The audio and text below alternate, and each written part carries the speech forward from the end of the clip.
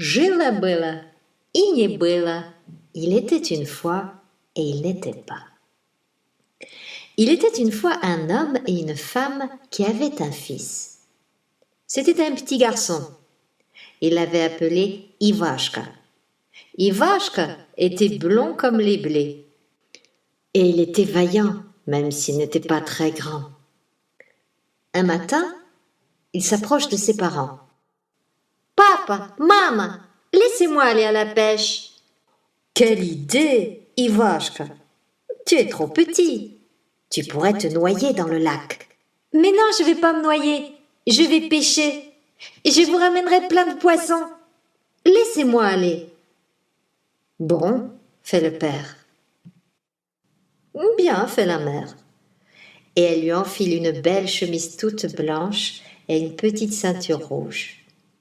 « Va, Ivashka, va pêcher le poisson. » Alors, Ivashka part en courant. Il court jusqu'au lac et il monte dans une petite barque. « Allez, ma petite barque, vogue, челнок, плыви Daloshenka, va jusqu'au milieu du lac. » Et la petite barque bondit sur l'eau claire et file au loin droit devant elle. Arrivée au milieu du lac, elle s'arrête. Ivashko prend son filet de pêcheur, hop, il le jette et il ramène du poisson. Vers midi, il entend la voix de sa mère au loin. « Ивашка, Ивашечка, мой сыночек, выходи на бережочек. » Je t'ai apporté à boire et à manger, mon fils. Alors Ivashka se penche vers sa barque. Allez, ma petite barque, vogue.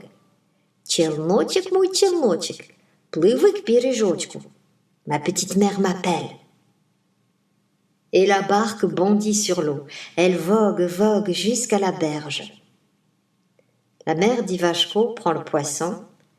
Elle donne à boire et à manger à Ivashko, lui change sa chemise blanche, sa petite ceinture rouge, et elle le laisse repartir sur le lac. Ivashka lance son filet. Il ramène des petits poissons, des rouges, des bleus, des dorés. La barque est pleine et Ivashka entend son père qui l'appelle au loin. « Ивашка, Ивашечка, мой сыночек, выходи на бережочек.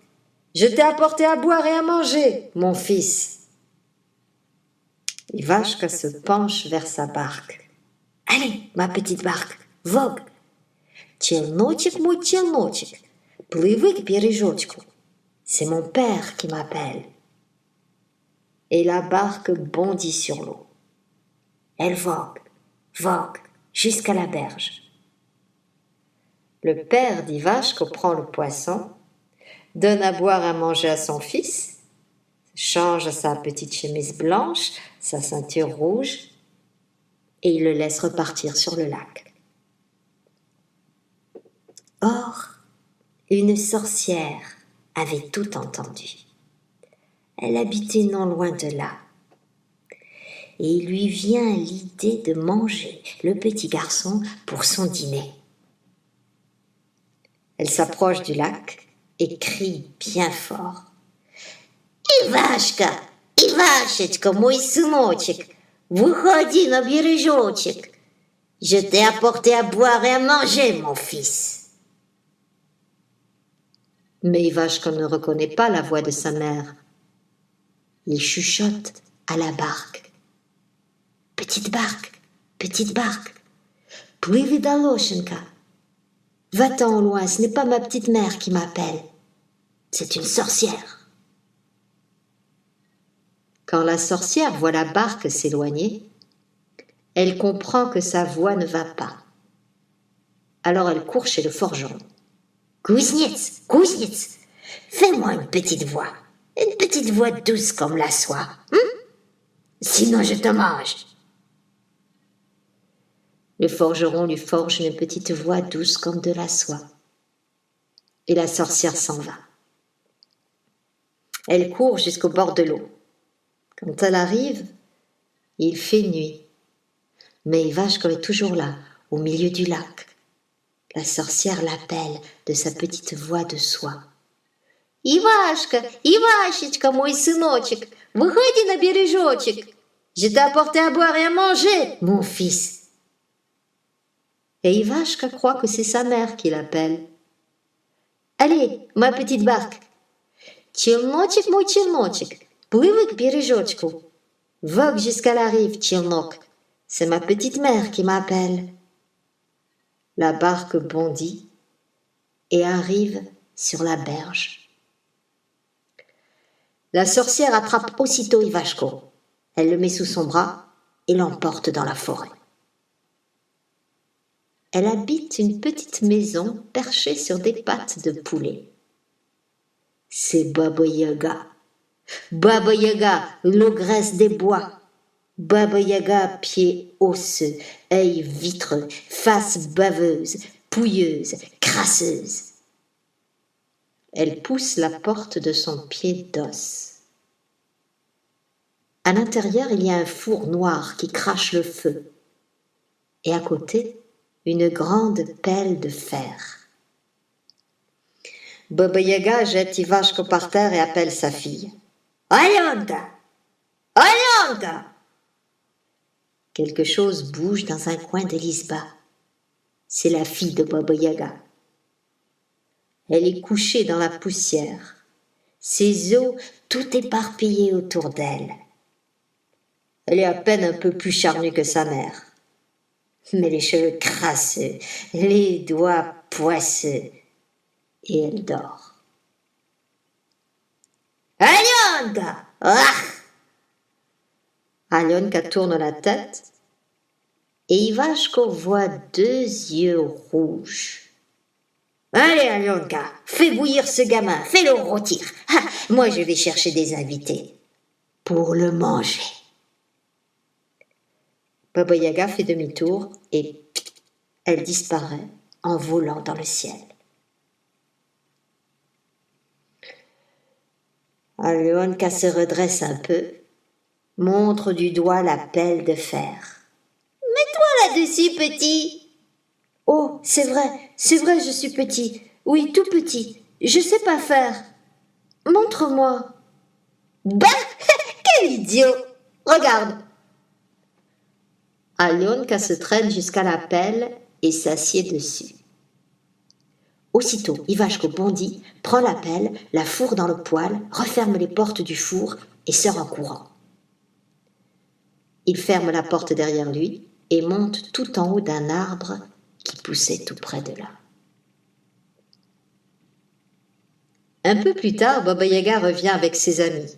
Un homme aux pieds de sanglier, tout tordu comme un vieil arbre, et un autre qui a une tête de crapaud. Baba Yaga veut ouvrir la porte, mais elle est fermée. Ah! Проклятая Alyonka! Bah! Alyonka est sûrement allée jouer quelque part. Alors Baba Yaga passe par la fenêtre avec ses amis. Tout le monde s'assied à la table, elle ouvre les portes du four, sort Alyonka toute rôtie bouillie et mange sa fille sans s'en rendre compte. Puis Baba Yaga sort se rouler dans l'herbe tendre. Elle est contente d'avoir Ivashko dans son ventre. Покатаешься, поваляешься, Ивашкино мясцо наевшись. Et du haut de l'arbre, Ivashko répond.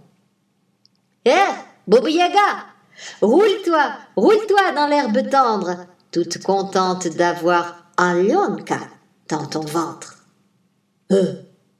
Qu'est-ce que c'est? Bah, c'est le vent que j'entends. Et elle se remet à se rouler dans l'herbe tendre, toute contente d'avoir Ivashko dans son ventre. Покатаешься, поваляешься, Ивашкино мясцо наевшись. Mais du haut de l'arbre, Ivashko répond. Baba Yaga, roule-toi dans l'herbe tendre, toute contente d'avoir Alyonka dans ton ventre. Alyonka? Qui parle? Baba Yaga lève les yeux et elle aperçoit Ivashko, tout en haut de l'arbre. Alors elle bondit sur ses pieds d'os, comme le feu furieux. Elle se jette sur l'arbre, les dents en avant. Et elle ronge.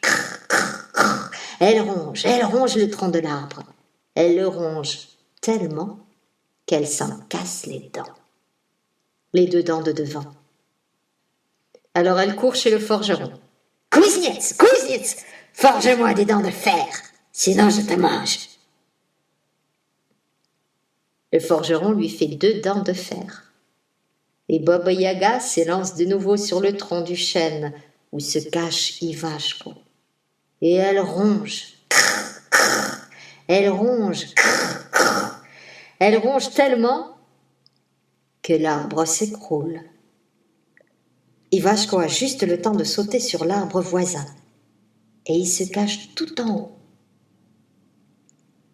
Mais Baba Yaga l'a vu. Et elle se jette sur le 2e chêne, les dents en avant, et elle ronge. Elle ronge tellement qu'elle se casse les 2 dents du bas. Alors elle court chez le forgeron. « Kouznets, Kouznets, forge-moi des dents de fer, là, sinon je te mange. » Le forgeron lui fait 2 autres dents de fer. Et Baba Yaga s'élance de nouveau sur le tronc du chêne. Et elle ronge. Elle ronge. Ivashko lève les yeux et il aperçoit dans le ciel un vol d'oies sauvages. « Oi, gousi, moyelier, bidi, prenez-moi, sur vos ailes blanches, emmenez-moi. »« Ga, ga, ga » font les oies. Ce qui veut dire « Attends un peu, nos sœurs les oies qui suivent te prendront, elles arrivent. » Alors Ivashko attend. Mais en bas, la sorcière ronge l'arbre. Elle ronge le tronc avec ses dents de fer. Et l'arbre commence à bouger. Dans le ciel tout là-haut, d'autres oies arrivent. « Oui, si moyelier, bidi, prenez-moi, sur vos ailes blanches, emmenez-moi. »« Ga, ga, ga » font les oies. Ce qui veut dire « Attends un peu, et les dernières oies qui suivent te prendront. » Ivashko attend. Mais les dents de fer en bas rongent l'arbre. Cra, cra, cra. Et l'arbre penche. Il va tomber. Ivashko lève les yeux. Les dernières oies passent dans le ciel. « Gousse, moyelier, bidi, prenez-moi. » Les oies sauvages attrapent Ivashko juste à temps et elles l'emportent sur leurs ailes. Cha, cha, cha. Elles le ramènent chez lui et le déposent dans le grenier. Quand le soleil se lève, la mère d'Ivashko prépare le petit déjeuner. Des crêpes, du miel et du thé. Mais ses gestes sont lents, son cœur lourd. Oui, mais où est-il mon petit Ivashko? Si seulement je pouvais le voir en rêve. Moi je l'ai vu, répond le père. J'ai rêvé que des oies sauvages le ramenaient à la maison. Ah? Alors tout va bien. Asseyons-nous et mangeons des crêpes. Tiens, une pour toi, une pour moi. Une pour toi, une pour moi. Et moi, je n'en ai pas? C'est Ivashko qui crie depuis le grenier. Qu'est-ce que c'est? Oh, voilà que j'entends des voix maintenant. Allez, mangeons. Une pour toi, une pour moi. Une pour toi. Et moi, je n'en ai pas? Oui. Tu as entendu? Va voir ce que c'est. Le père se lève et monte au grenier. Poc, poc, poc, poc. Il ouvre la porte et Ivashko se jette dans ses bras. « Oui, papa !» Alors Ivashko a tout raconté. Et tous les 3 ensemble, le père, la mère et le fils, ont mangé les crêpes. Ils ont mangé le miel et ils ont bu le thé, l'hydromel. Quant à la sorcière, elle était tellement fâchée que toutes ses dents, elle s'est cassée, même ses dents de fer. Et une sorcière sans dents, ça ne mange pas des enfants. Itac. Le conte est arrivé, il a parlé, et il s'en est allé. Merci à vous qui m'écoutez.